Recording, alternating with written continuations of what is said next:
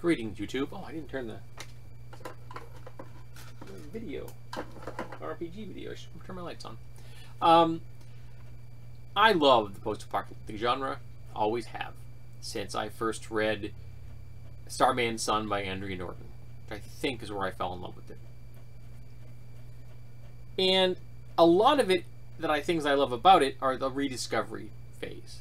I'm not so much into the actual post-apocalyptic event. I don't want to roleplay what happens. I understand how horrible humans can be to each other. I don't need to see that. But the rediscovery, rebirth of the new brave new world kind of thing, Thundar the Barbarian, you know, that vibe. And one of the things that bugs me is that for a lot of games, Fallout's one that pops into my head repeatedly because I watched so much of Gopher playing it, that everything is reset to pretty much zero, and people have to rediscover the most basic pieces of information. And I think that's bull. There are certain pieces of information that are simply not going to be lost, particularly if the apocalypse happens in the now. So we're talking my lifetime, your lifetime, probably through your grandchildren.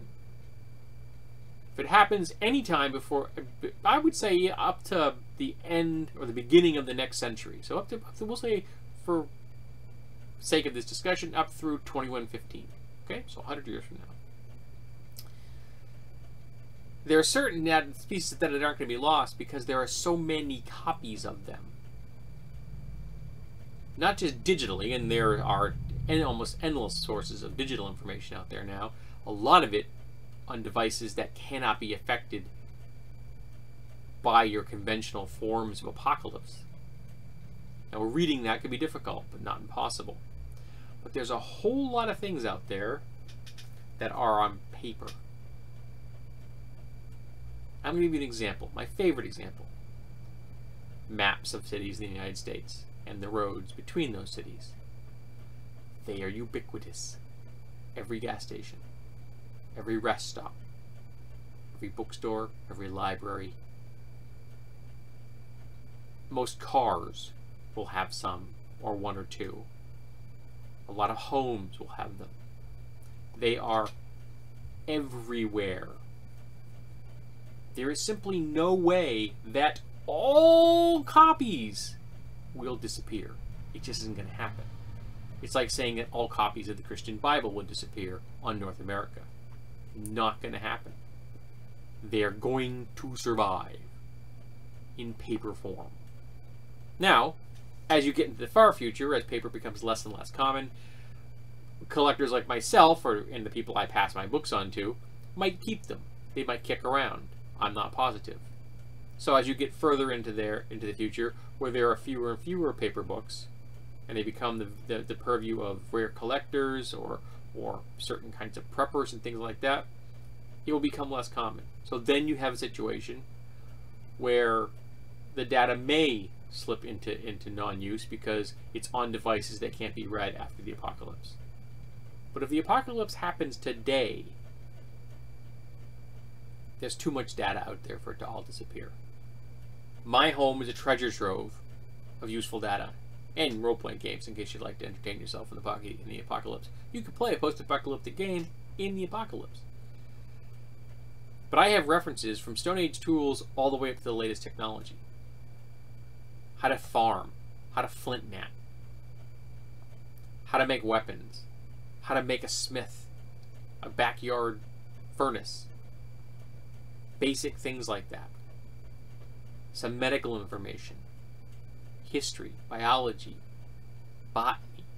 There's all kinds of information in my home. And there's lots of me's out there that cherish the information and keep it around. Of course, then there are also the libraries and all the resources that are there. There's a lot of stuff on microfiche, which only needs a magnifying glass and a light source to read. You don't need a lot of electronics for microfiche. It's low-tech, high-density information. And it is possible to get microfiche copies of huge amounts of data from the Library of Congress.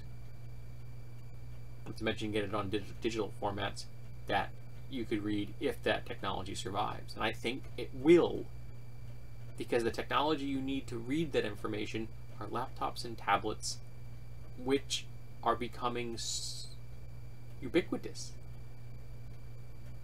I'm not a particularly tech-savvy person, okay? We have 2 PCs, one's in the closet, but 2 PCs, 2 laptops, a notebook, and a tablet in my home.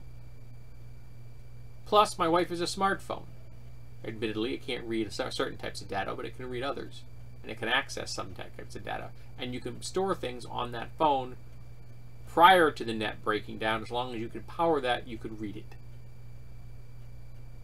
We have a GPS device, which not only would allow us to go into the wilderness, but has maps of the entire North American continent, and all it needs is power.